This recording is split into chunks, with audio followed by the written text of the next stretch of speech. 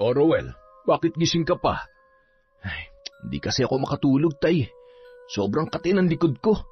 Nahigad yata ako kanina. Ano? Paano ka naman mahihigad? Di sana kami rin ni Larry. Patingin nga. Eto, tay, pakikamot mo na nga rin. Hindi ko na kasi alam ang gagawin ko para mawala ang pangangati. Sus Mariosep, sugat-sugat na yung likod mo Ipapakamot mo pa halos dumugo na. Anak ng tokwa naman Ano ba kasi ito nangyayari sa amin ni Larry? Tingnan yung kamay niya. Kanina lang nagkaroon ng maliliit na butas tapos biglang may naglabas ang mga uod. Ngayon, pareho nang namamaga. Buisit naman Teka, pati si Larry? Ganun na nga, tay. At hindi ko alam kung bakit nangyayari sa amin to. Taon 2002. Bukidnon, nakatira ang pamilya ni Mikay pagtawid ng ilog, kung saan nag-iisa lamang ang bahay nila sa gitna ng gubat. Maliit lang ang tahanang yun. May isang silid. Pagpasok pa lamang ay bubungad na agad ang maliit na salang diretso na rin sa kusina. Kapag nakabukas ang kanilang bintana ay halos makita na ang buong kusina mula sa sala. May mangilan-ngilan ding nakatayong bahay sa may paanan ng bundok, pero malayo-layo yun sa kanila. Maituturing na liblib ang lugar na yun dahil malayo sila sa bayan o kahit sa mga tindahan. Tuwing may kailangang bilhin sa talipapa ay mahigit 30 minuto ang kailangang lakarin. Bihira din siyang makarating sa bayan dahil wala naman siyang bibilhin doon. Dahil sanay na sa hirap, namumuhay lamang sila ng simple sa pamamagitan ng pagtatanim ng gulay at pangingisda sa ilog. Madalas ding manguha ng kabuti at mga ligaw na gulay ang dalaga, kaya halos makabisa niya na ang bundok, kahit sa murang edad pa lamang. Gayunpaman, sa kabila ng pagiging kontento niya sa ganoong kasimpleng buhay, ay may isang malalim na sugat naman sa kanyang pagkatao na dinala niya na hanggang sa paglaki. Pagkapanganak pa lamang sa kanya ay iniwan na siya ng kanyang ina. Marami na siyang narinig na hindi maganda tungkol sa nanay niya, ngunit hindi niya yon pinapansin noon, sa pag-aakalang iniimbento lamang yon ng kanyang mga nakatatandang kapatid.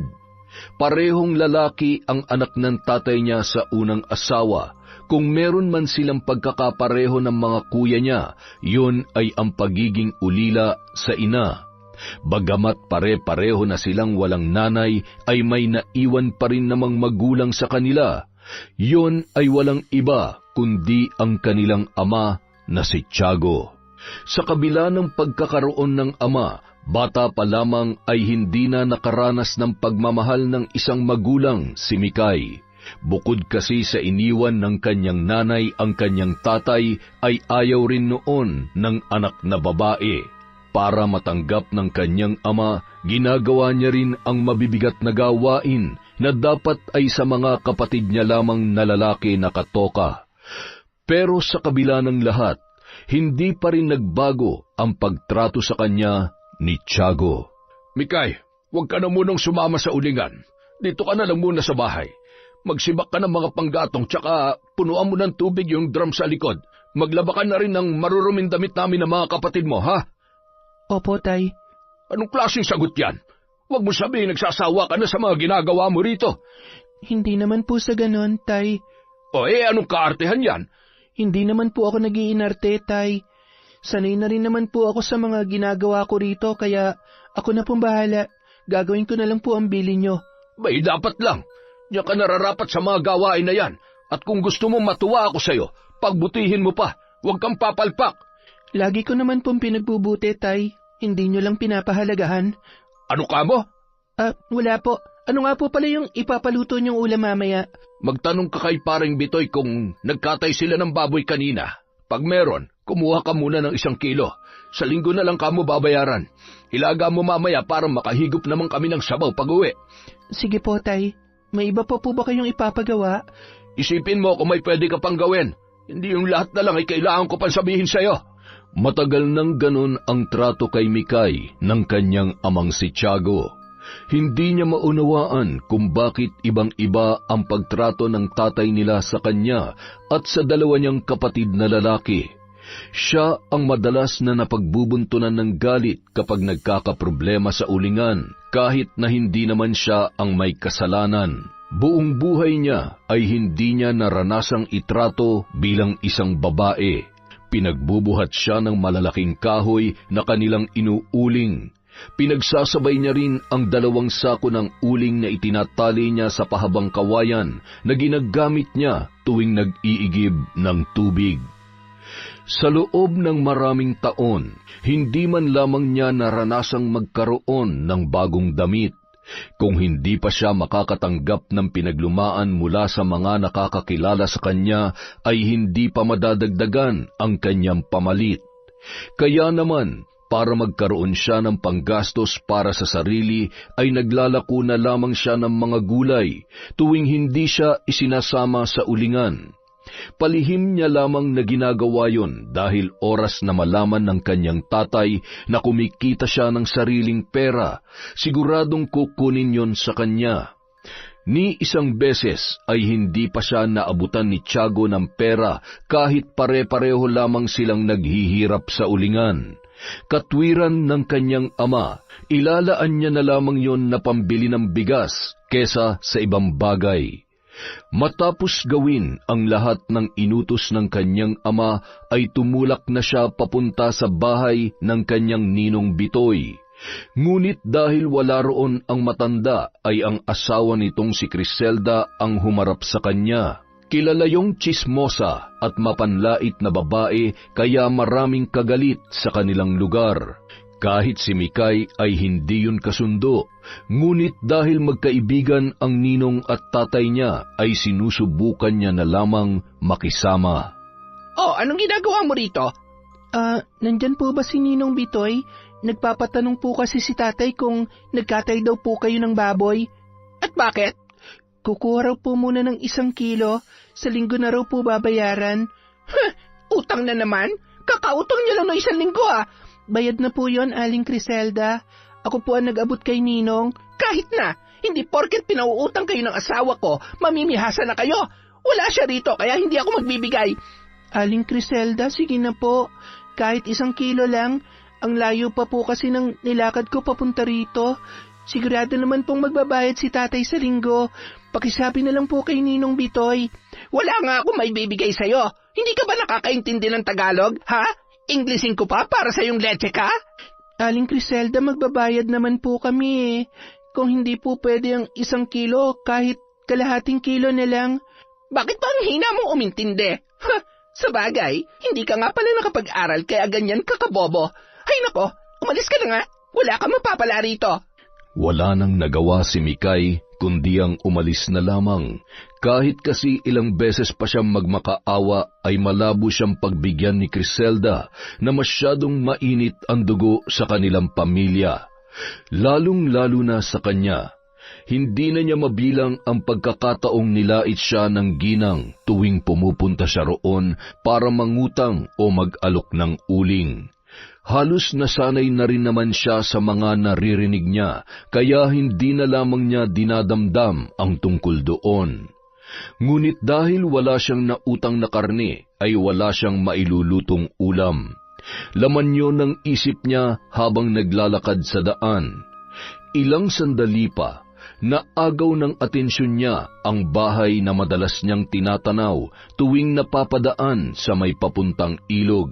Hindi niya kilala ang may-ari noon, pero nagagandahan siya sa estilo at kulay ng bahay. Unang tingin pa lamang ay alam niya na may kaya ang nakatira doon. Magpapatuloy na sana siya sa paglalakad nang mahagip ng tingin niya ang isang inahing manok na ilang hakbang lamang ang layo sa kanya. Napangisi siya ng may maisip. Nagpalinga-linga siya sa paligid. Mukhang wala namang makakakita sa akin. Akin na tumanok na to. Tinulak ka sa akin mamaya. Iniuwi yun ni Mikay sa pag-aakalang walang nagmamay-ari noon. Ngunit lingid sa kanyang kaalaman, Nakatayo noon sa di kalayuan ang isang lalaki at kitang-kita ang ginawa niyang pagkuha sa inahing manok. Pag-uwi sa bahay, mabilis na nag-asikaso ng pagluluto ng pagkain ang dalaga. Sigurado siyang masarap ang pagkakatimpla niya sa sabaw dahil paborito yon ng kanyang ama tuwing umuwi galing sa ulingan. Ilang sandali pa, nakarinig na siya ng mga paparating na yabag at mga tawanan. Napangiti siya nang marinig ang mga pamilyar na boses. Mikay, Tay, bakit po? linisan mo nga tong botang ginamit ko. Idamay mo na tong damit ko. Laban mo na agad para hindi magmantsa. Idamay mo na rin tong sa akin. Yung sa akin din para malinis na pag gagamitin ko bukas. Teka, si tatay lang yung nag-utos Kayo na maglinis lang sa inyo. Huwag ka na nga umangal dyan. Hindi naman mabigat na gawain yung inuutos namin sa iyo. Swerte mo nga, hindi ka kasama sa ulingan eh. Kami nga pagod na pagod tapos ikaw pa magre-reklamo dyan. Kuya, mukha lang magaan ang mga pinapagawa niyo sa akin. Pero sa dami ng inuutos sa akin ni tatay maghapon, para na rin akong tumulong sa ulingan. Baka lang hindi niyo alam marami akong sinibak na panggatong kanina. 2 batya ang maruruming damit na nilabhan ko. Ngayon nga lang ako nakakapagpahinga eh. Sus, dami mong reklamo. Alam nga naman kaming gumawa niyan. Ikaw ang babae kaya dapat lang na ikaw ang maglaba at mag-asikaso dito sa bahay. Hindi maiwasang manliit ni Mikay sa mga narinig niya mula sa kanyang Kuya Ruel. Nakakalungkot mang isipin, ngunit mukhang doon na lamang iikot ang kanyang buhay. Sa pag-asikaso sa tatay niya, sa mga kapatid niya, sa bahay at sa ulingan. Hindi niya maiwasang makaramdam ng inggit minsan sa mga nakikita niyang kaedarang babae na naroon sa sityo. Nakakapag-aral ang iba. Marami rin siyang gustong marating sa buhay pero hindi niya pa magagawa ang mga yon hanggat hindi pa siya nakakalaya sa kanyang ama. Kasalukuyang ibinababad ni Mikay ang mga lalabhang damit nang umalingaw-ngaw ang galit na sigaw ng kanyang tatay. Kaagad siyang napatayo at natatarantang pumasok sa loob ng bahay. Tay, bakit po? Ano to? Di ba sabi ko sa iyo nilagang baboy ang lutuin mo? Bakit naging tinola? Tay, hindi po kasi tayo pinautang ni Aling Criselda kanina eh. Sinabi ko naman po na babayaran din sa linggo pero ayaw niya pa rin pong pumayag. Bobo ka kasi. Kay Bitoy ka dapat nagsabi. Alam mo namang saksakan ng karamutan ng babaeng yon tapos sa kanya ka pa nakipag-usap? Wala po kasi si Ninong doon kanina, Tay. Di sana bumalik ka. Buisit talaga, oo. Akala ko pa naman makakatikim na ako ng masarap-sarap na ulam. Nakakaumay na yung tinola mo, Mikay. Pasensya na kayo. Ginawan ko lang naman kasi ng paraan ng... Hindi yan ang paraan na gusto ko. Nilagang baboy ang gusto naming ulam. Napakalinaw naman na sinabi ko, hindi ba? Pero hindi mo pa rin naintindihan kasi bobo ka. Kung babalik pa po kasi ako kanina, baka gabihin na ako ng uwi dito, Tay. Hindi naman po ako makapaghintay ron dahil hindi ko alam kung anong oras makakabalik si Ninong. Yan! Lagi ka na lang may katwiran kapag hindi mo gustong pinapagawa sa yung buwisit ka. Wala ka talaga silbi, oh! Napayuko na lamang ang dalaga sa kanyang narinig. Hindi yun ang unang pagkakataon na nakarinig siya ng masakit na salita, kaya hindi na rin yun bago sa kanya. Habang kumakain ang ama at ang kanyang mga kapatid, abala naman si Mikay sa labas ng bahay habang nilalabhan ang maruruming damit na hinubad ng mga yon. Mapait siyang napangiti. Mabuti na rin yun kesa mapagbuhatan siya ni Tiago ng kamay. Habang abala sa pagkukusot, napakunot ang kanyang noo nang maramdamang tila may nagmamasid sa kanya ng mga sandaling yon. Nagpalinga-linga siya sa paligid pero wala naman siyang nakitang tao. Napailing na lamang si Mikay at muling ibinalik ang kanyang atensyon sa kanyang ginagawa. Sa pag-aakala, naguni-guni lamang yun. Kinabukasan, isinama nila si Mikay sa ulingan para makatulong sa pag-iipon ng mga kahoy na isasalang doon. Habang abala sa pagsasalansan ng mga kahoy, nakatanaw naman sa kanya ang mga kapatid na sina Ruel at Larry, na palihim siyang pinag-uusapan. Kuya, bakit ba masyadong mainit ang dugo ni tatay dyan kay Mikay? Bakit mo naman naitanong? Naaawa ka na ba sa kanya? Hindi naman. Napaisip lang ako kung bakit ganun na lang kadaling magalit sa kanya si tatay. Kahit simpleng pagkakamali lang ay pumipitik na agad yun eh. Hayaan mo na siya. Baka mamaya makaramdam ka pa ng awa kay Mikay. Hindi naman natin siya kapatid sa nanay. Anak siya ni tatay sa isang haliparot at bayarang babae. Nakahawak lang ng malaki-laking pera. Ayun, pinabayaan na siya. Pero hindi naman niya kasalanan ng pangiiwan ng nanay niya, di ba? Nakita naman natin yun. Hindi nga. Pero magkamukha kasi sila. Tuwing nakikita siya ni tatay, naaalala niyang panloloko sa kanya ng walang kwentang nanay ni Mikay. Sa bagay, kung ako rin naman kay tatay, maaalibadbaran din ako sa mukha ni Mikay. Anak na nga ng haliparot, ang pangit-pangit pa. Buti na lang iba nanay natin. Lumamang naman tayo sa kanya ng mga 5 paligo kahit papano, di ba? Sa paglipas ng mga araw, wala pa ring nagbago sa hirap na nararanasan ni Mikay. Imbis na magbago ang tingin sa kanya ni Tiago ay parang lalo pa yung lumalala sa katagalan. Nang araw na yun, kasalukuyang nagbababa ng nakasakong uling ang dalaga. Dahil maulan, maputik din ang kanyang dinaraanan. Sa hindi inaasahang pagkakataon ay nadulas siya pababa at nabitawan ang pasan-pasan na isang sakong uling. Sa kasamaang palad, gumulong din ang sako hanggang sa tuluyan na yung mahulog sa bangin. Batid ng dalaga kung gaano kahirap pumutol ng mga kahoy na isasalang sa ulingan hanggang sa pagsasako ng mga yon.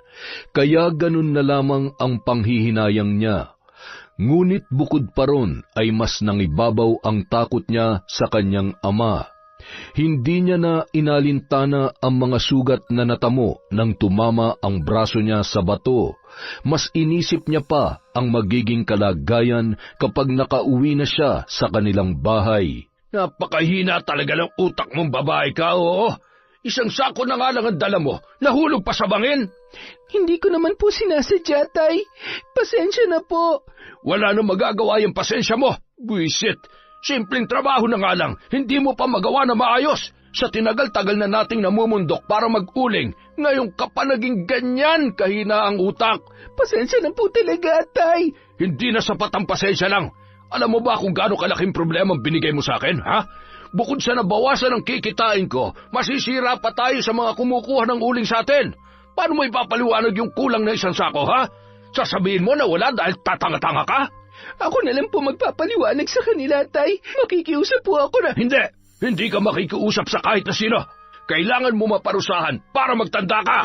Sa halip na makapagpahinga matapos ang nakakapagod na araw, ay magdamag pang nakatikim ng pananakit si Mikay mula sa kanyang ama. Halos hindi niya mabilang kung ilang beses na lumampat sa katawan niya ang sinturon ni Tiago. Walang patid ang kanyang mga luha habang tinitiis ang nararamdamang sakit. Hindi niya na nagawa pang matulog dahil sa iniindang sakit mula sa kanyang mga latay. Dumagdag pa ang paghapdi ng kanyang sugat na nakuha sa pagkakadulas sa bundok. Kinabukasan, halos hindi maibangon ni Mikay ang nananakit pa rin niyang katawan, pero nang marinig ang boses ni Tiago ay kaagad siyang napabalikwas at walang pag-aalinlangang kumilos na tila walang nararamdaman. Nung araw na yun, hindi muna siya isinama sa bundok dahil kailangan niyang maningil sa mga pinagdalhan nila ng uling. Bago pa man tumulak pabalik sa bundok ang kanyang ama, ay binantaan na kaagad siya ng matanda na muli siyang makakatikim ng parusa kapag hindi niya nasingil lahat ng may utang sa kanila. Mabuti na lamang at nagawang magbayad ng lahat ng kanyang siningil. Nakahinga siya ng maluwag dahil doon, kaya nagpasya na rin siya kaagad na umuwi para makapagpahinga. Ilang sandali pa, nakarinig siya ng mahinang sitsit. Napalingon siya sa kanyang likuran. Napakunot ang kanyang noo nang makita ang isang lalaking nakangiti sa kanya habang bitbit ang bayong na naglalaman ng samut-saring gulay. Sino ka? ikaw ba yung sumitsit sa akin? Oo, diretso kasing tingin mo eh. Wala ka man lang lingon-lingon sa paligid mo. Parang ang suplada ng dating. Dati ka bang artista? Huwag mo nga akong pakialaman. Nananahimik ang tao tapos bigla mo nalang sasabihan ng suplada. Uy, kalma lang. Hindi naman ako makikipag-away sa'yo. Hindi nga, pero mukha ka naman basagulero. Grabe ka naman sa akin, miss. Alam mo, wala akong pakialam sa kung ano mang mararamdaman mo. Ikaw ang nauna eh. Diyan ka na nga. Sungit talaga? Makapagsungit ka pa kaya kapag sinabi ko sa'yo yung nakita ko? Anong nakita mo? Bigyan kita ng clue. Inahing manok. Ha? Anong ibig mong sabihin? Nakita ko nung ninakaw mo yung inahing manok na nakita mo sa daan.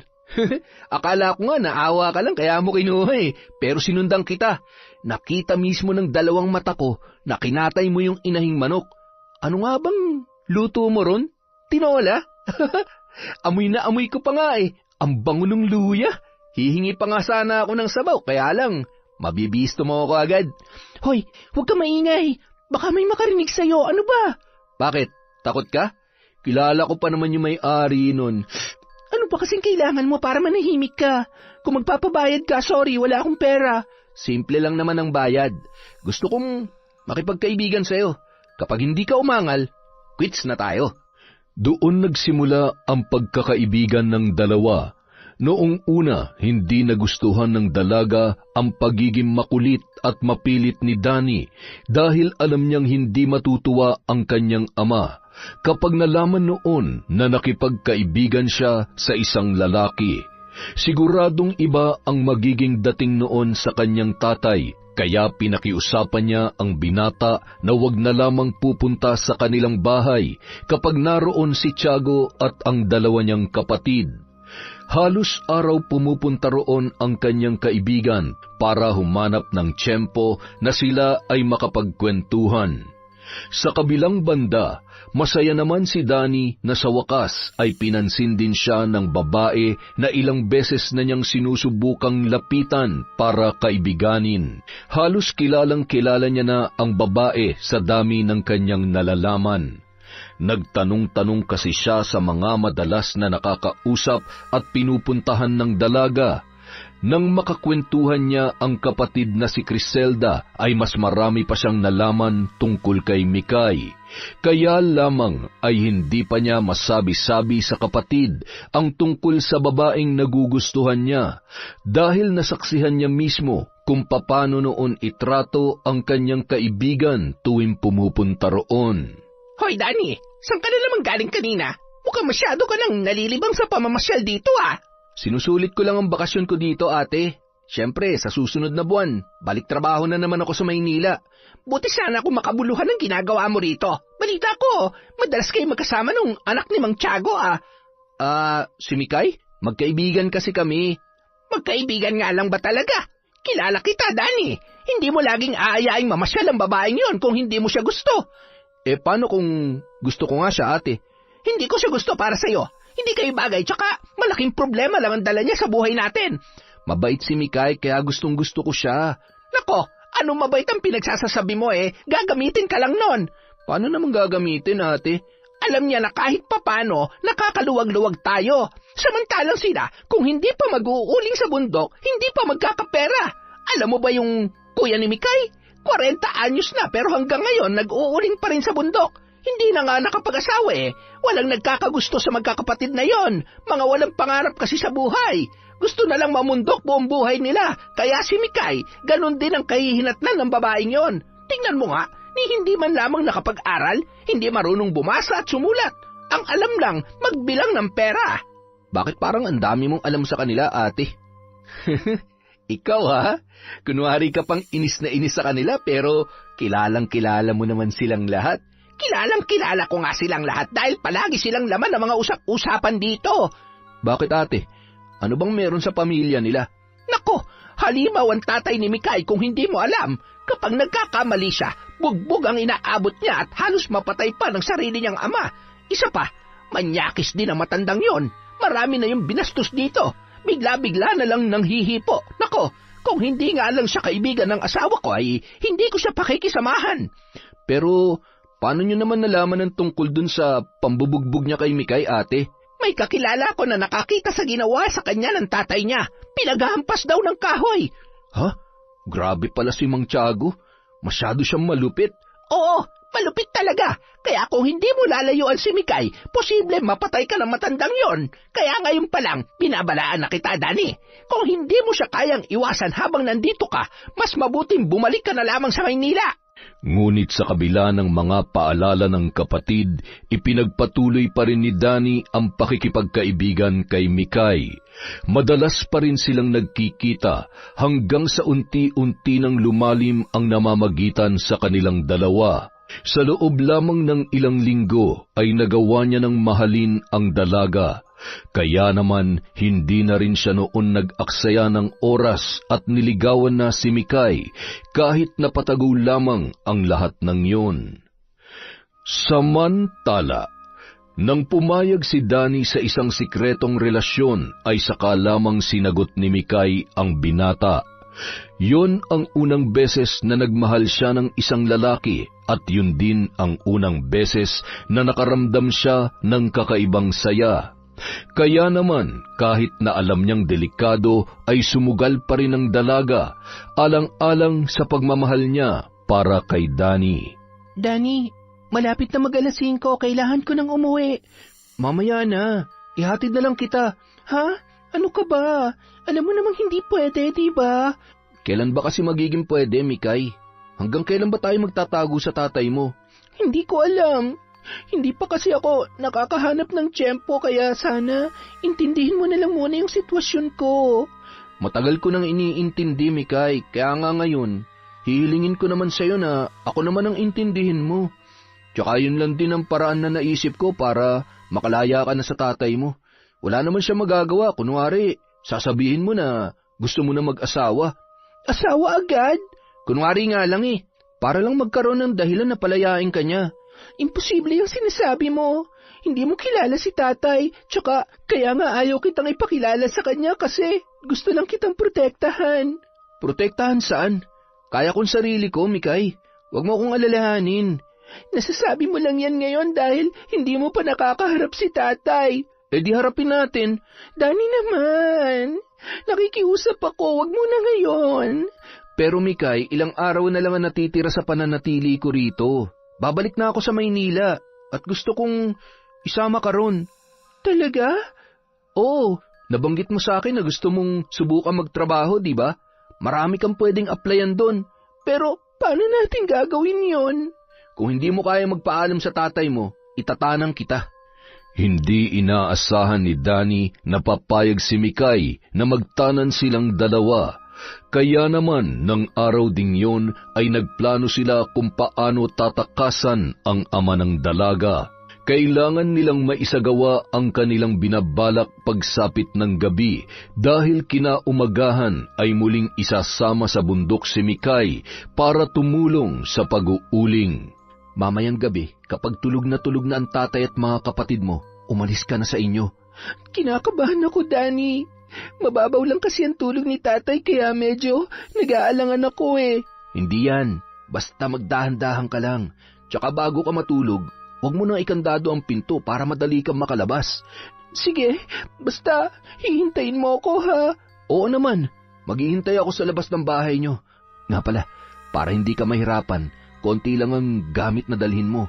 Makakabili ka rin naman ng ibang gamit kapag nagkaroon ka na ng trabaho sa Maynila.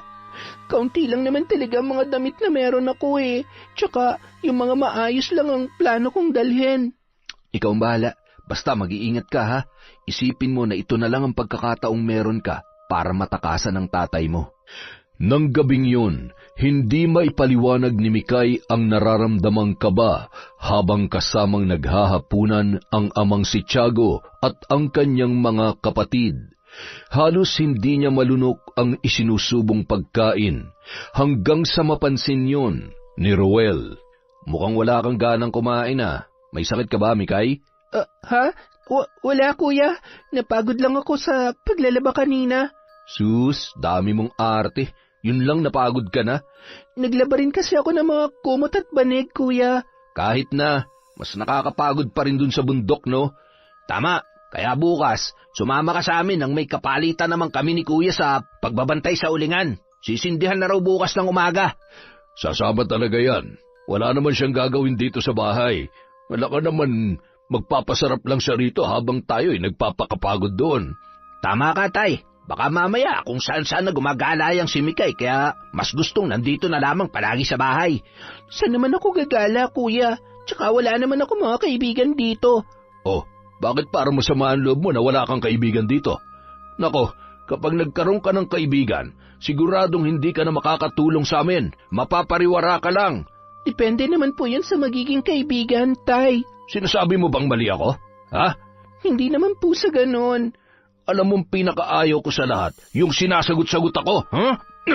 Aray, pasensya na po, Tay. Hindi na po mauulit. Talagang hindi na. Dahil sa susunod, isusubsob ko na yung pagmumukha mo sa mesa. Kita mo na, sasagot-sagot ka pa kasi. Hindi ka na lang makinig sa sinasabi sa'yo. Wala ka rin namang karapatang kumontra dahil dito sa bahay, si tatay ang batas. Yan, diay mo yung mga kapatid mo. Bihira ko silang masaktan nung kaedad mo pa lang dahil nakikinig sila sa akin. Ikaw lang ang bukod tanging matigas ang ulo sa inyong tatlo eh. Palibhasa, pokpok ang nanay mo. Napaiyak na lamang si Mikay dahil sa masasakit na salitang binitiwan ng kanyang ama. Paulit-ulit na pinamuka sa kanya ni Tiago ang ginawang pang-iiwan ng kanyang nanay. Alam naman niyang hindi kasalanan ang naging desisyon ng kanyang ina, pero siya ang nagbabayad sa lahat ng iyon. Kaya naman, mas lalong tumindi ang kagustuhan niyang makaalis at matakasan ang buhay na meron siya sa loob ng malaimpyernong bahay nila. Pagsapit ng 11:00 ng gabi, mahimbing nang natutulog sa kwarto sina Tiago, Roel at Larry. Ang mahabang upuan naman sa sala ang nagsisilbing tulugan ni Mikay, kaya mas madali siyang nakakakilos. Ang mga inihanda niyang gamit ay itinago niya sa tambakan ng mga panggatong para hindi niya na kailangan pang pumasok sa kwarto para kunin yon. Ilang sandali pa, kumilos na ang dalaga, patingkayad siyang lumabas ng bahay para hindi makagawa ng ingay.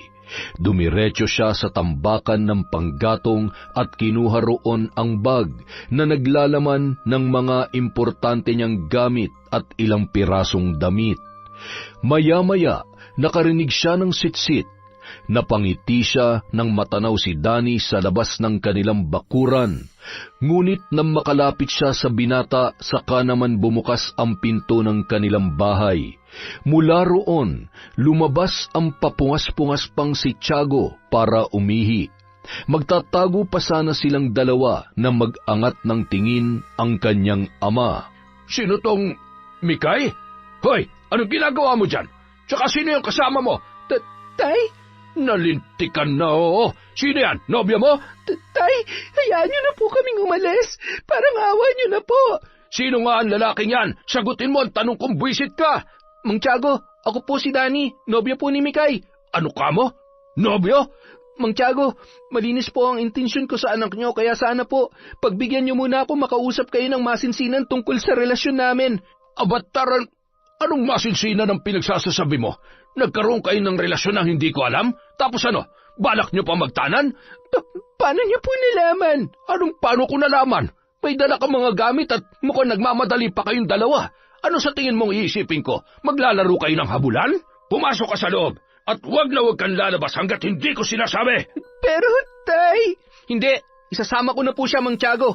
At sino ka para masunod para sa anak ko, ha? Bigla ka na lang susulpot dito na hindi ko alam kung saan lupalop ka galing tapos itatanan mo pa ang anak ko? Hindi niyo naman siya kaya itrato ng tama eh. Marami pa siyang pagkakataon para magkaroon ng maayos na trabaho at hindi niya kailangan mabulok na lang sa lugar na to. Kung anak ang turing niyo sa kanya, hahayaan niyo siyang gawin ang gusto niya. Ngayon kayo magpakama sa kanya. Bastos ka pala talagang buwisit ka eh, no? Ito ang dapat sa'yo. Babasagin ko yung bungo mong hayop ka. Wala pa ni isa sa mga anak kong bumastos sa akin. Tapos ikaw na hindi ko kilala. Ang lakas ng loob mong questionin ang pagiging ama ko. Tama na po.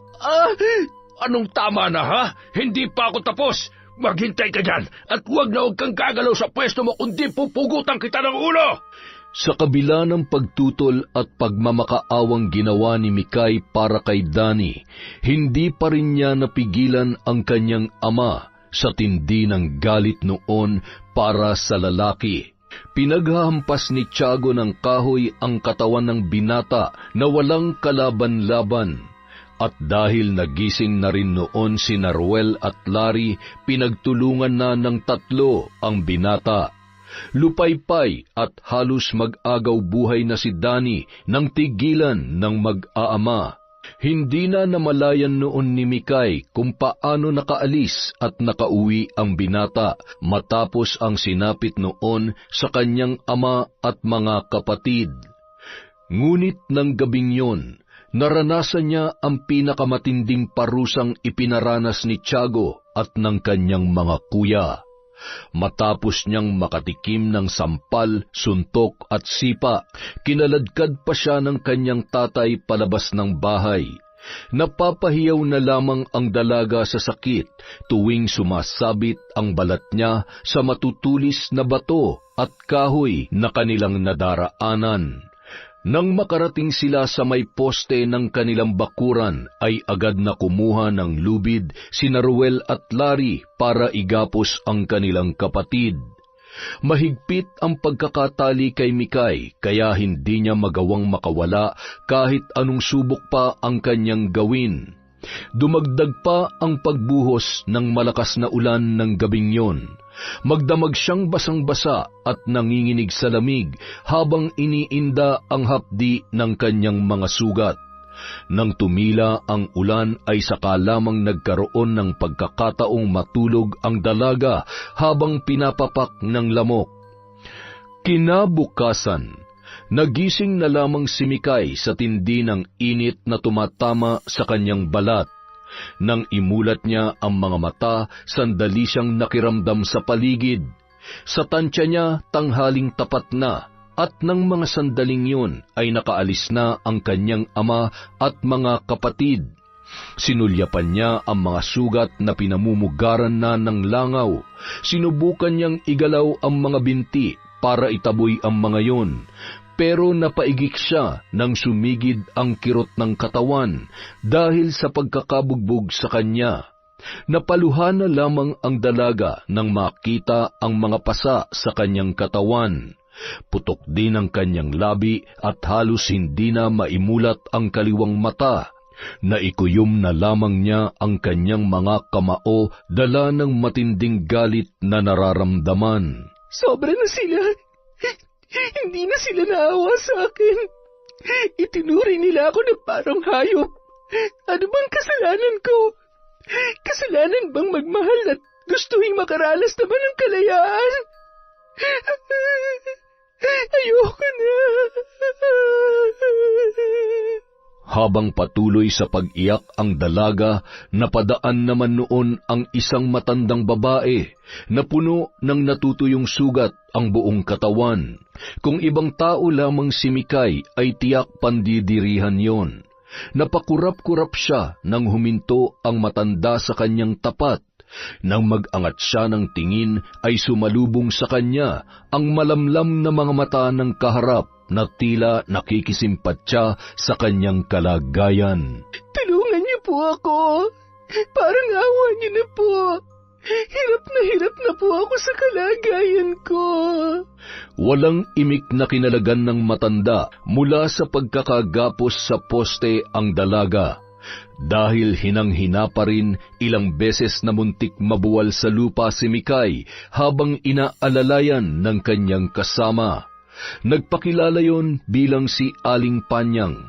Mukha naman mabait ang matanda sa kabila ng nakakatakot nitong itsura. Halos mabalot na ng natutuyong sugat ang katawan nito at bakas din ang maraming peklat sa muka. Matagal-tagal din silang naglakad bago nila narating ang isang kubo sa dulong bahagi ng ilog. Maliit lamang ang bahay ng matanda. May isang silid sa loob ng kubo, ngunit gawa rin sa kawayan ang sahig ng pinagsamang sala at kusina. Bagamat bukal sa kalooban ni Aling Panyang na patuloyin si Mikay, may mahigpit itong bilin sa kanya. Wag kang papasok sa silid na ito hanggat wala ang permiso ko. Hindi pa ito ang tamang panahon. Bagamat hindi niya nauunawaan ang ibig sabihin ng matanda, ay minabuti niyang sundin na lamang yun. Laking pasasalamat naman ni Mikay dahil hindi nagagawi sa parting yon ang kanyang ama tuwing nangunguha ng mga iuuling na kahoy. Kahit papaano ay masasabi pa niyang ligtas ang pananatili niya roon. Gusto niyang makausap si Danny para kumustahin ang lagay ng binata at para makahingi na rin ng tawad. Ngunit kailangan niya munang magpalakas. Hindi pa niya kakayaning maglakad ng malayo. Kapag nagkataon ay baka makita lamang siya ni Tiago o ng kahit sino sa kanyang mga kapatid. Siguradong ibabalik lamang siya ng mga yon sa malaimpyerno nilang bahay kapag nagkataon. Habang nananatili sa bahay ni Aling Panyang, minabuti na muna niyang magpahinga para mas mapabilis ang kanyang paggaling. Nahihiya rin kasi siya sa matanda dahil mula nang dalhin siya roon ay asikasong-asikaso na siya at ginagamot pa ang kanyang mga sugat. Aling Panyang, salamat po sa pag-aalaga niyo sa akin, ha? Hindi niyo naman po ako kaano-ano, pero hindi niyo po ako pinababayaan. Bakit ko naman gagawin yon? Hindi mo na itatanong. Minsan na rin akong nalagay sa ganoong sitwasyon. Matapos pahirapan, wala kahit isa may gustong tumulong sa akin. Mabuti na lamang at napadaan ako roon kahapon. Madalas po ba kayong napapadaan sa amin? Oo, kaya nakikita at naririnig ko ang mga nangyayari sa bahay ninyo. Nakita kita nung gabing napadaan ako. Naglalaba ka ng mga damit habang naghahapunan ang mga kasama mo. Ganon ka ba talaga nila itrato, iha? Opo, pero sanay na po ako ron.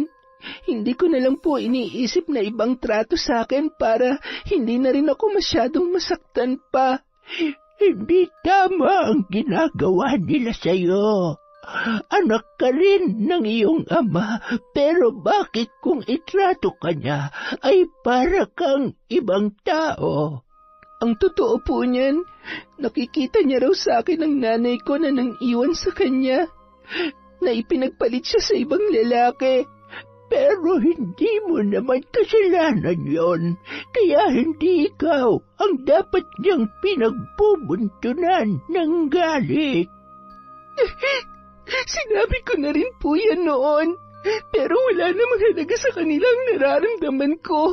Hindi po sila nakikinig sa kahit anong sabihin ko, Aling Panyang.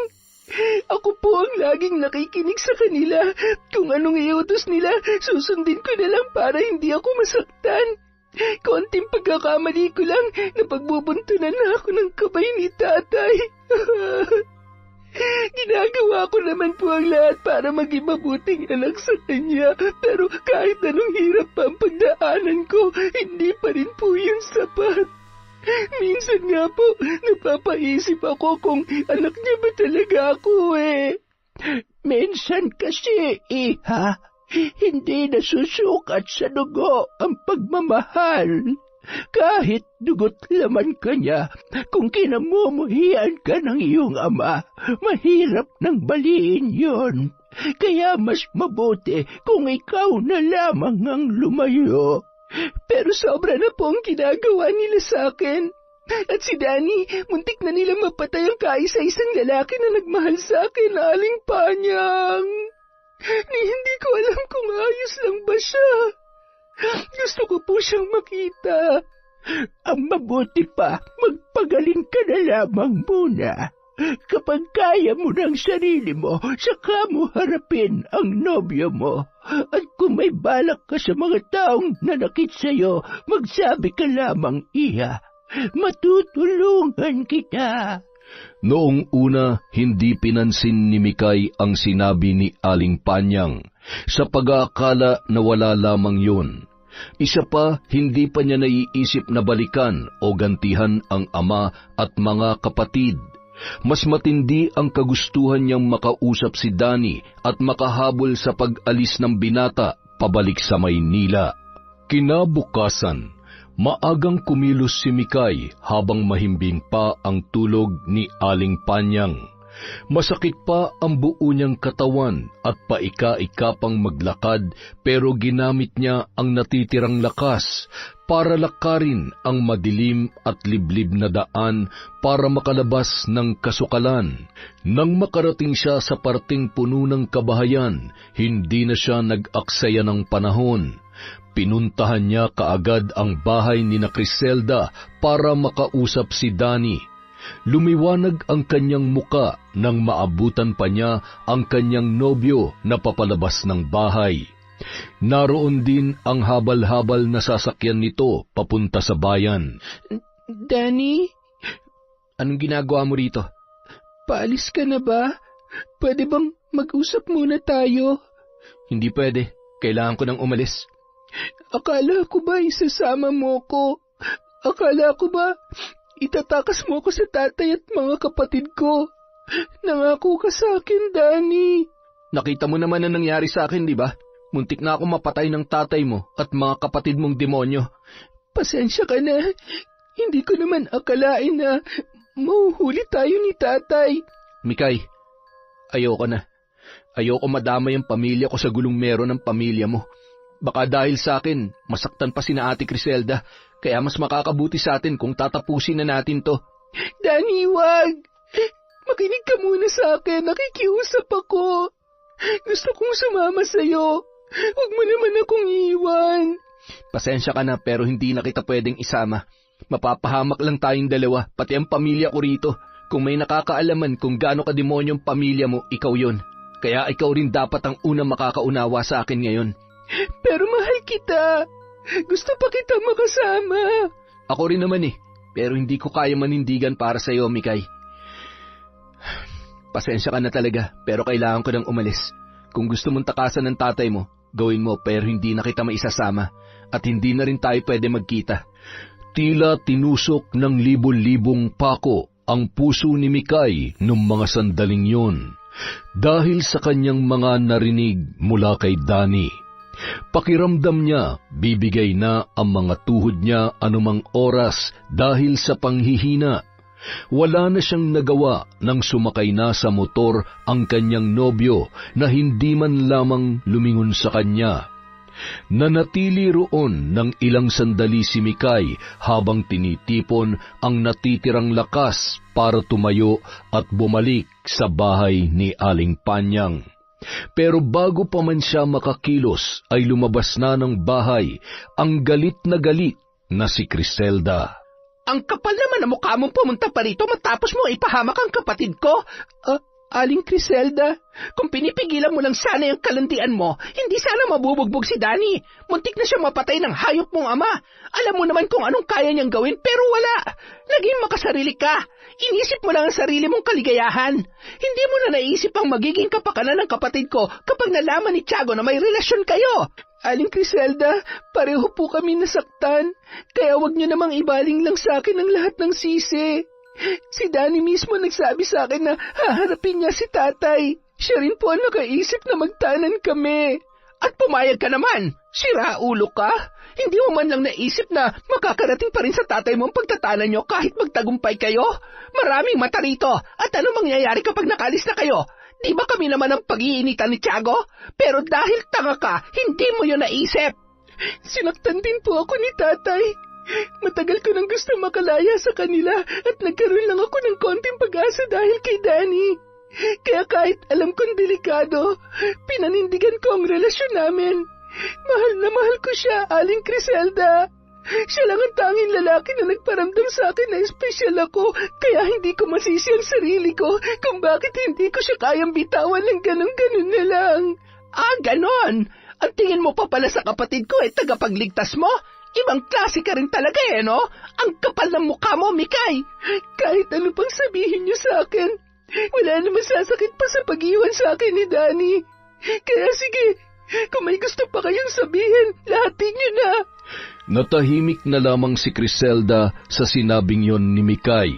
Marahil ay napagtanto rin ng babae ang hirap na pinagdaraanan niya sa kanyang ama. Ngunit dahil sa pinaghalong pagod at sakit na nararanasan niya noon ay hindi na siya nakipagtalo pa. Umalis na lamang si Mikay at wala sa sariling bumalik sa bahay ni Aling Panyang.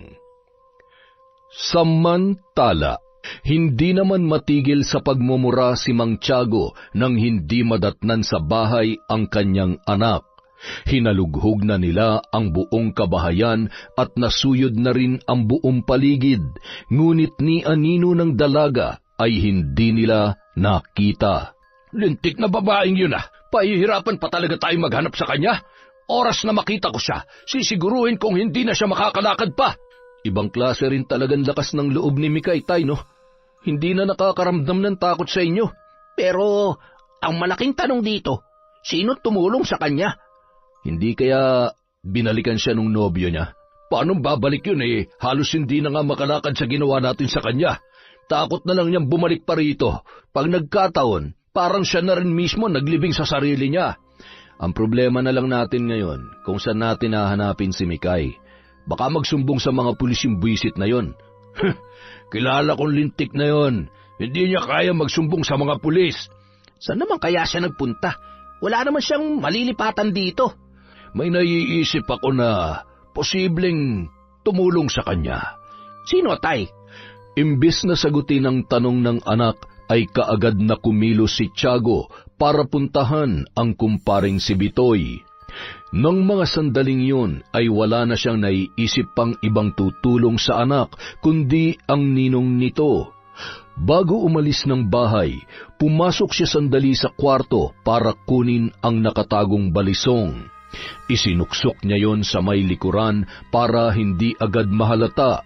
Binilinan niya ang magkapatid na sina Ruel at Larry na wag siyang susundan. Kapag nakialam pa kasi ang mga yon ay baka lalo lamang siyang mahirapan. Samantala, kasalukuyan naman noong naglalaba si Criselda sa likod ng kanilang bahay nang marinig niya ang malakas na pagbukas ng pintuan. Napakunot noo ang babae. Mag-iisang oras na rin kasi mula nung umalis ang kanyang asawa para mag-deliver ng karne ng baboy. Bitoy, ikaw ba yan? Nasaan si Mikay? Tiago? Ilabas niyo si Mikay. Alam ko nandito siya. Ano? Bakit dito mo hanapin ang anak mo? Wala siya rito. Huwag mo nga akong pinaglololoko, Criselda. Alam kong kayo lang ang malalapitan ni Mikay. Ano bang pakialam ko sa anak mo? Sa tingin mo, itatago ko pa siya pagkatapos mabugbog ang kapatid ko nang dahil sa kanya? At kapatid mo pala yung lintik na nobyo ng babaeng yon.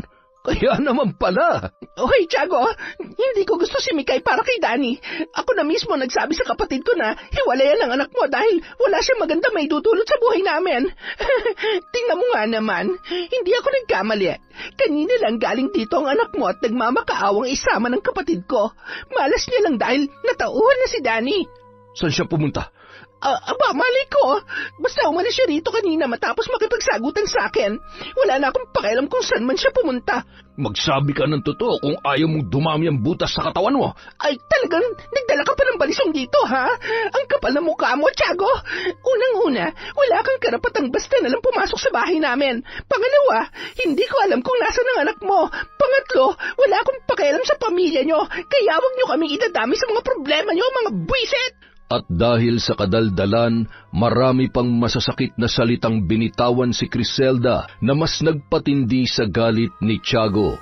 Napasigaw na lamang siya nang hablutin ng matanda ang buhok niya at walang kahirap-hirap na ipinasok sa kwarto nilang mag-asawa. Susubukan pa sana niyang sumigaw nang mabilis na binusalan ni Tiago ang kanyang bibig gamit ang nakuhang damit mula sa ibabaw ng kama. Nanlaki ang mga mata ni Criselda at nabalot ng matinding takot ang buong pagkatao niya nang makita kung gaano kahalimaw si Tiago noong mga sandaling yon. Ilang beses niyang sinubukang sumigaw, magpumiglas at makawala mula sa mahigpit na pagkakahawak ng matanda, ngunit tila nakagapos na siya sa mga kamay nito. Matapos ang isang malakas na suntok sa sikmura ay tuluyan na siyang nanghina. Nawalan na siya ng lakas na lumaban dahil sa iniindang sakit, hanggang sa namalayan na lamang niya na pinagsasamantalahan na siya ng kumpare ng kanyang asawa. Ngiting tagumpay ang lalaki nang lisanin ang bahay ng kaibigan niyang si Bitoy. Iniwan niyang hinang-hina at hindi makapagsalita ang kumare niyang si Criselda na noon pa niya pinagpapantasyahan. Sa edad na 40 ay makinis at maganda pa rin ang katawan ng babae. Kahit mayroon na itong 3 anak, mabuti na lamang at nasa biyanan niya ang mga bata, kaya malayang nagawa ni Tiago ang kahayupan sa babae. Binalak niya ng ligawan noon si Criselda, ngunit dahil sa kasal na yon sa kaibigan, natuto na lamang siyang magparaya. Hindi naman niya lubos akalain na si Mikay pa pala ang magiging dahilan para magawa niya ang matagal niya nang gustong gawin. Hindi na mahalaga sa kanya kung hindi man niya makita roon ang kanyang suwail na anak. Oh, Tay, nakita niyo ba si Mikay? Ay nako, hayaan mo na yung kapatid mong yon. Buhay pa naman siguro siya. Teka, bakit ngiting-ngiti kayo? Ano na naman ang ginawa niyo, Tay? Basta, magpapahinga na muna ako. Bahala na kayo magkapatid kung anong gusto niyong gawin ngayong araw. Napagod ako kanina kaya kailangan ko munang mag-relax ng konti. Nagtataka man, tila nagkaroon na rin ng ideya si Roel sa ginawa ng kanyang ama. Nang huling beses na nakita niyang ganun yon kasaya ay nung may binastos na dalagita sa may talipapa. Doon nagsimula ang usap-usapan na manyak ang kanyang tatay at ganoon din silang magkapatid. Napailing na lamang siya ng mga sandaling yon. Samantala, sa kabila ng naranasang pananamantala mula kay Tiago, ay mas pinili na lamang ni Criselda na ilihim yon kay Bitoy. Bukod sa takot siyang mapahamak ang asawa, natatakot din siyang pandirihan ng lalaki. Ngunit hindi dahil inilihim niya ang tungkol doon, ay wala na siyang gagawin para mabigyang hustisya ang nangyari sa kanya. Kinabukasan, natagpuan na lamang ni Criselda ang sariling naglalakad sa kakahuyan. Hindi niya inalintana ang mga kwentong katatakutan tungkol doon. Ang mahalaga sa kanya ay matunton ang bahay ng kaisa-isang mambabarang na nakilala niya sa lugar na yon. Tao po! Tao po! Ano pong, Aling Criselda? Mikay, anong ginagawa mo dito? Hindi po ba kayo dapat ang tinatanong ko niyan? Ano pong ginagawa niyo rito? Masyado na tong malayo sa inyo Si Aling Panyang ang sadya ko rito. Nandyan ba siya? Nasa loob po siya. Teka, bakit ka nga ba nandito? Huwag mo sabihin na may sadya ka kay Aling Panyang. Wala po akong sadya sa kanya. Dito ako nakatira pansamantala. Ano? Teka, hindi kita maintindihan. Pagkatapos ng ginawa sa akin ni tatay, sa tingin niyo ho ba, uuwi pa ako ron? Hindi na ako babalik sa impyernong bahay na yon. Kung kinakailangang lumayo ako, gagawin ko para lang hindi ko na sila makasama. Hindi kita gusto dahil anak ka ng tatay mo, pero mabuti na lang at hindi ka nagmana sa kanya o sa mga kapatid mo. May ginawa po ba sa inyo si tatay? Ay! Aling Criselda, ayos lang po ba kayo? Hindi ko sinabi sa asawa kong tungkol dito dahil alam kong mapapahamak lang siya kapag sinugod niya ang demonyo mong ama. Ano pong ginawa ni tatay sa inyo? Ginahasa ako ni Tiago. Pinagbintangan niya kami na itinatago ka namin kahit na sinabi ko na sa kanyang totoo. Sinabi ko naman sa iyo, hindi ba? Problema lang ang magiging dala mo sa pamilya namin, pero hindi ka nakinig. Patawarin niyo po ako, Aling Criselda. Hindi ko naman po akalain na hahantong sa ganitong lahat. Wala na rin namang saysay kung sisisiin pa kita. Dahil kahit galit ako sa pakikipagrelasyon mo kay Danny, hindi mo naman hawak ang pag-iisip ng tatay mo. Pero bakit po kayo pumunta kay Aling Panyang? Hindi mo pa rin ba alam? Mambabarang si Aling Panyang at nandito ako para bigyan ng leksyon si Tiago. Kung balak mo akong pigilan, utang na loob, Mikay, huwag mo nang ituloy. Gawin niyo kung anong plano niyo sa kanya, Aling Criselda. Kailangan niya managot sa ginawa niya sa inyo. Bakit ikaw? Hindi mo ba gugustuhin makaganti sa tatay mo at sa mga kapatid mo na siyang dahilan kung bakit iniwang ka ni Danny? Napakuyom na lamang ng kamao si Mikay sa sinabing yon ni Criselda. Napagtanto niya na wala naman talagang ibang dahilan si Danny para iwan siya, kundi ang kahayupan ng ama at ng kanyang mga kuya. Huminga siya ng malalim nang mabuo ang isang mabigat na desisyon. Sinundan niya ng tingin si Criselda na noon ay kausap na si Aling Panyang. Mukhang yun na ang tamang panahon para pagsisihan ng kanyang ama ang mga kahayupan na ginawa noon. Hindi lamang sa kanya, kundi pati na rin sa ibang tao katulad ni Criselda. Kung buo na ang loob ninyo na maghiganti sa taong nagkasala sa inyo ng lubos, kakailanganin ko ang tanda ng isang kasunduan. Ano mang gawin ko sa kanila ay wala nang bawian pa. Dahil buo na ang loob na gawin ang bagay na yon, hindi na nagdalawang isip pa si Mikay na mag-alay ng sariling dugo sa mga alaga ni Aling Panyang. Doon niya lamang napagtanto na hindi pala sakit sa balat ang nakikita niya sa matanda, kundi ang mga markang yon na tila sugat ay dulot ng mga alagang insekto na malayang gumagapang sa higaan nito. Yun pa lamang ang unang beses na nakita niya ang mismong silid ng matanda dahil hindi siya pinapapasok doon. Sapat na sa kanya ang maliit na espasyo sa nagsisilbing sala at kusina ni Aling Panyang para maging pansamantala niyang tulugan. Pero nang sabihin niyang handa siyang tulungan si Criselda ay kaagad siyang pinapasok noon sa loob ng silid. Tumambad kay Mikay ang mga babasaging garapon na naglalaman ng iba't ibang klase ng halamang gamot. Ang iba naman ay hindi niya mawari kung ano ang laman. May mga nakita rin siya roon na parang laman loob. Marahil ay galing yon sa mga hayop sa gubat na balak ring gawing gamot ng matanda. Ilang sandali pa, nagsimula na ang pagsasagawa ni Aling Panyang ng ritual. Sa gitna ng isang simbolo ay nakabukas ang pahina ng isang itim na libro. Sa paligid naman noon ay ang 3 kandila na sumisimbolo naman sa 3 taong ipapabarang nila. Ang pinagtataka niya lamang, hindi naman binubuklat ng matanda ang librong yun, ngunit kusang lumilipat ang mga pahina.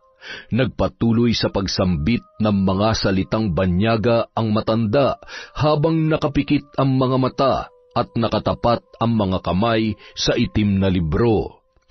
Ilang sandali pa, bigla na lamang namatay ang sindi ng 3 kandila. Doon na napangisi ang matandang mambabarang. Nagsisimula na ang sumpa.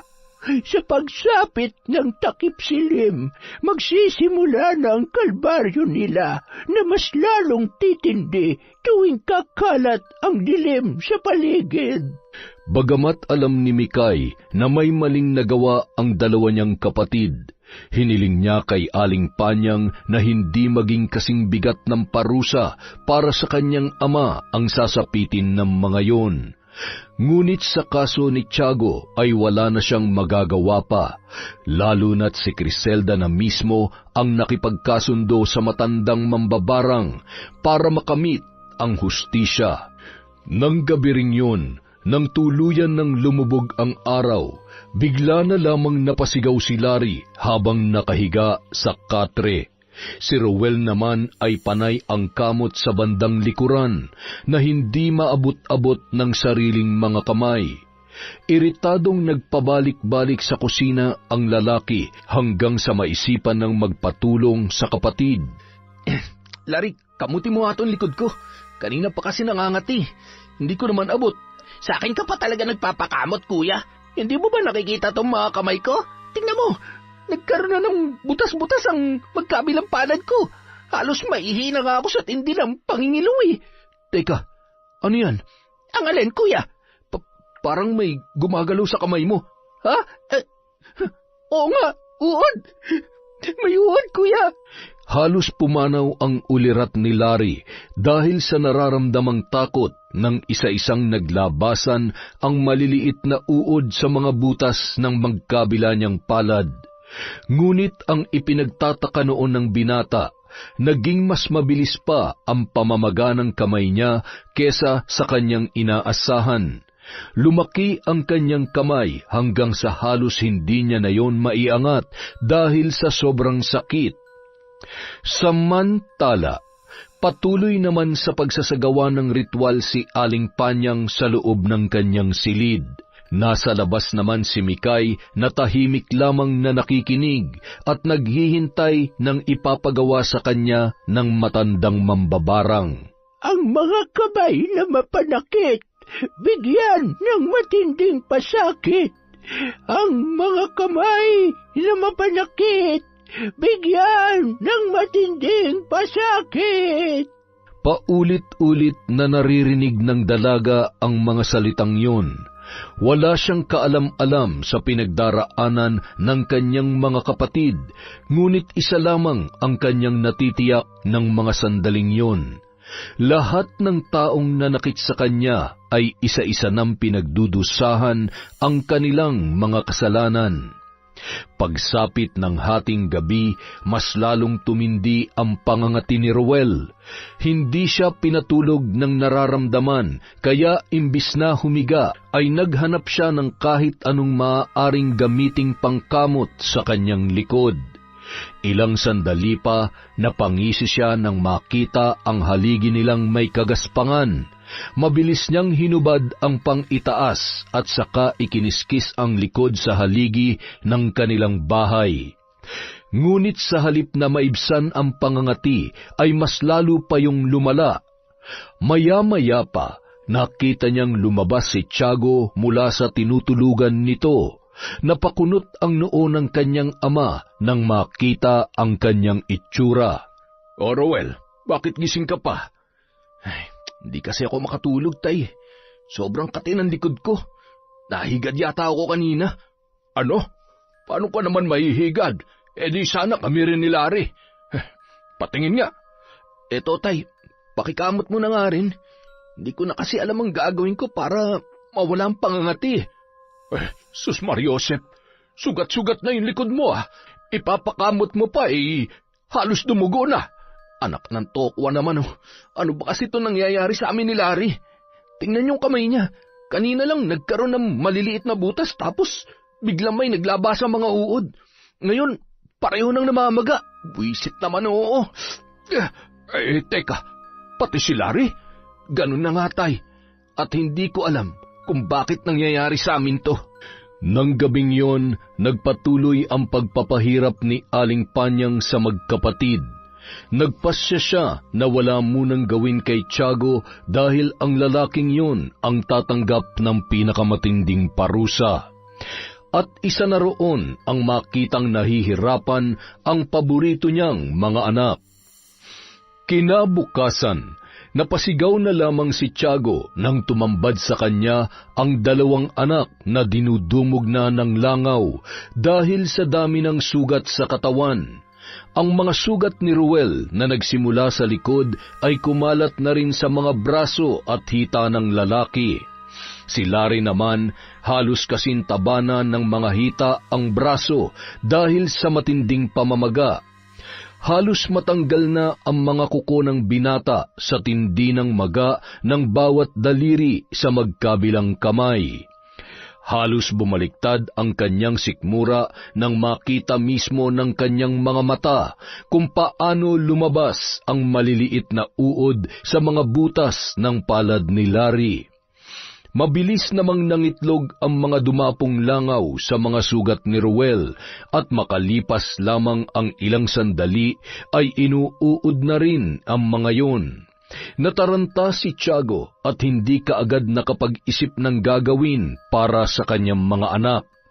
Dali-dali siyang kumuha ng tubig para buhusan ang magkapatid at nang maitaboy ang mga langaw na nakadikit sa mga sugat ng kanyang panganay. Matapos niyang magawa yun ay nagpasya siyang kulambuan na lamang sina Ruel at Larry, nang sa ganon ay hindi na magawa pang dumugin ng mga langaw. Ngunit sa kabila ng ginawa niya ay nagkumpulan pa rin ang mga pesteng yon sa ibabaw ng kulambo. Nawari niya'y naghihintay lamang ng tamang pagkakataon para muling makapasok.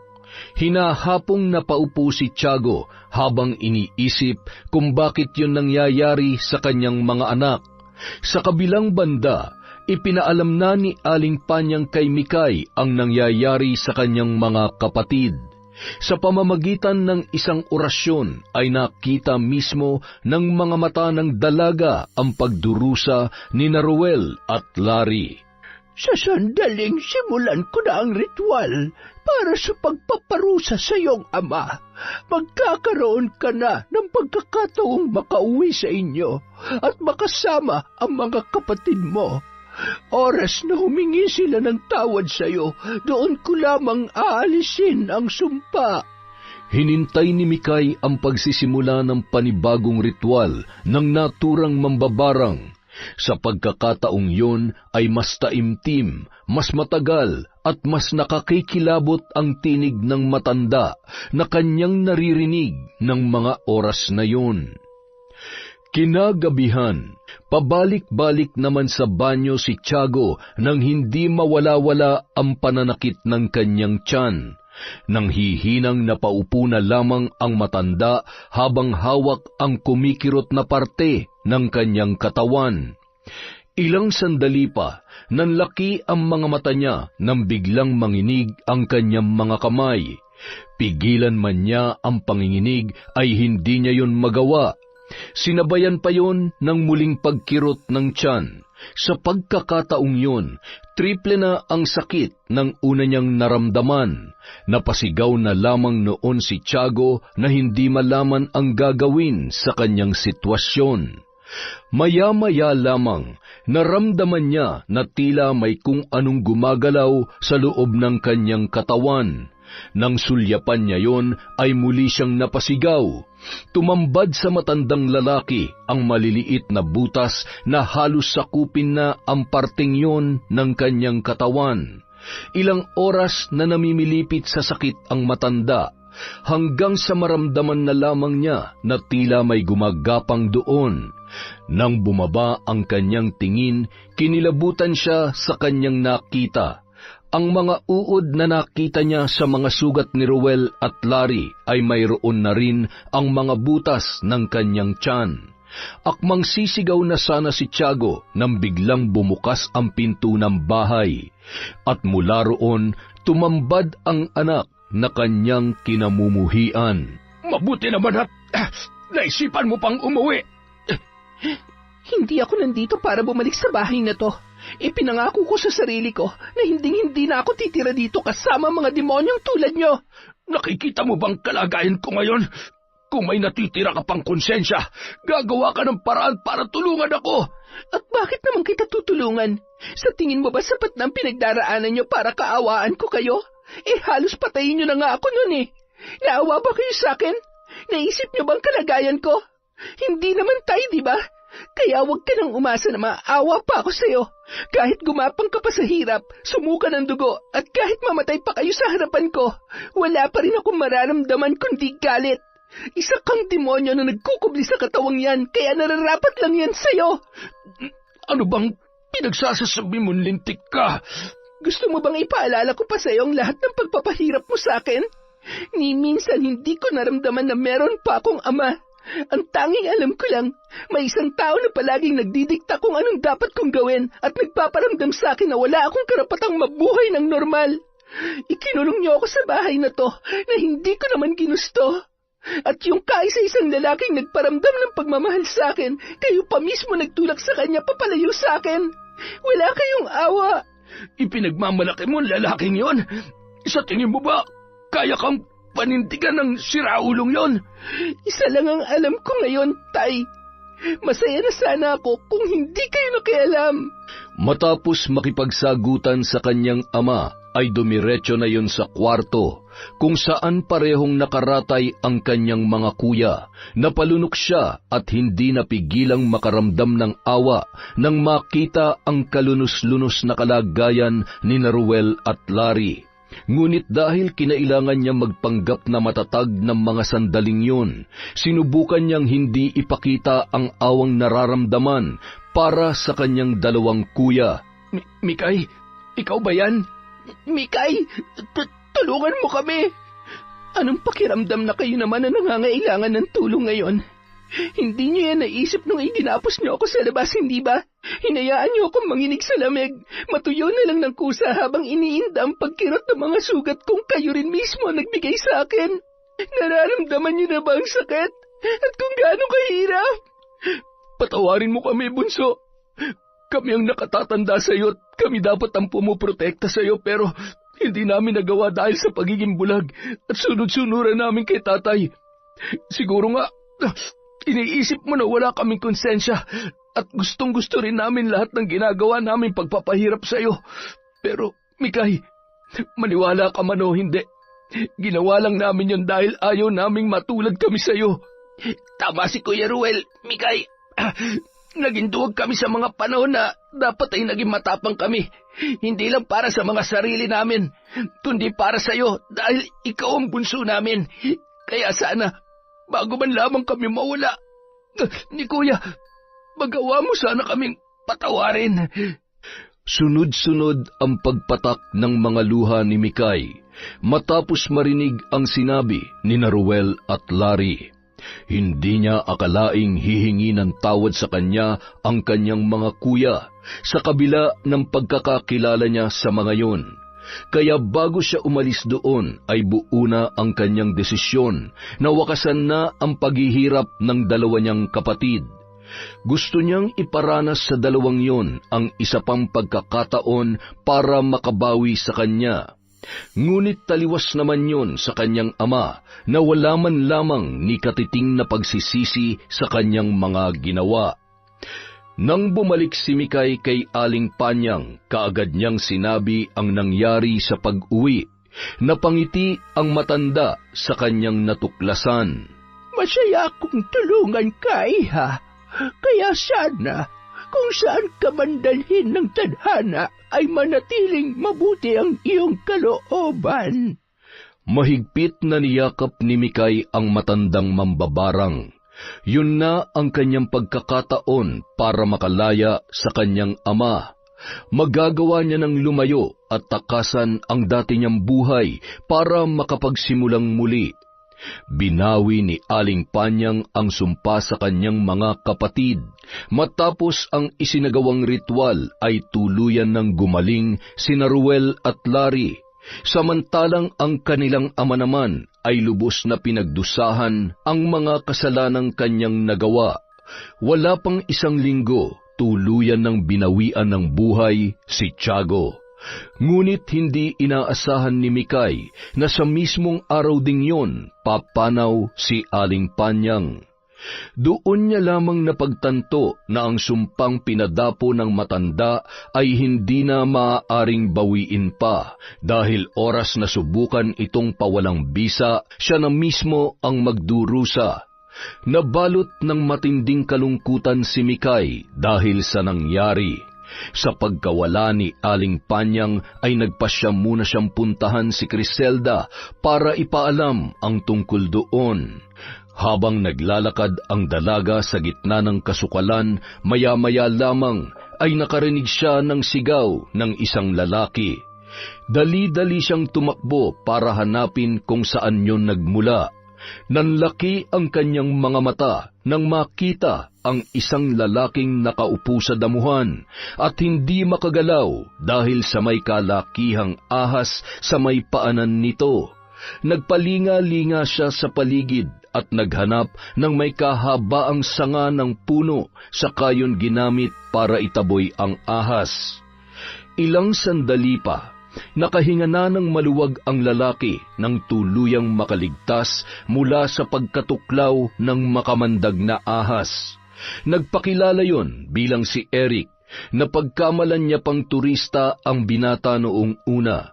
Ngunit nang sandaling sila ay makapag-usap, doon niya lamang nalaman na si Eric pala ang may-ari ng magandang bahay na palagi niyang nadaraanan sa papalabas ng kakahuyan. Ngunit ang mas hindi niya inaasahan ay nang mapagtanto niya na ang lalaking yun din pala ang may-ari ng manok na ninakaw niya sa daan para gawing tinola. Magaan ang loob niya kay Eric. Bilang pasasalamat, inimbitahan siya ng binata sa bahay nito at kaagad niya naman yung pinaunlakan. Dahil sa sayang nararamdaman, dala ng gaan ng presensya ng lalaki, ay muntik niya nang makalimutan ang sadya kung bakit siya napadaan doon. Natawa na lamang ang binata nang sabihin niya yon, hanggang sa inalok siya ni Eric na samahan na lamang sa kanyang pupuntahan. Matapos ilibing ang bangkay ni Aling Panyang ay nilisan na rin ni Mikay ang lugar na yon. Inalok siya ni Eric na magtrabaho sa bigasang pagmamay-ari ng lalaki sa bayan. Hindi niya naman yun tinanggihan dahil matagal niya nang gustong magkaroon ng maayos na trabaho. Sa pagiging malapit ng dalawa, hindi nagtagal, tuluyan nang nahulog ang loob nila sa isa't isa. Mabuting tao si Eric at respetado rin ang pamilya dahil sa ginagawang pagtulong sa iba, kaya hindi na siya tumanggi pa nang ligawan siya ng binata.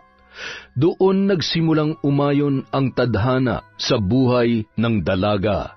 Sa tulong ng kanyang nobyo ay nagawa pa rin niyang makapag-aral dahil isa yon sa matagal niya ng pinapangarap.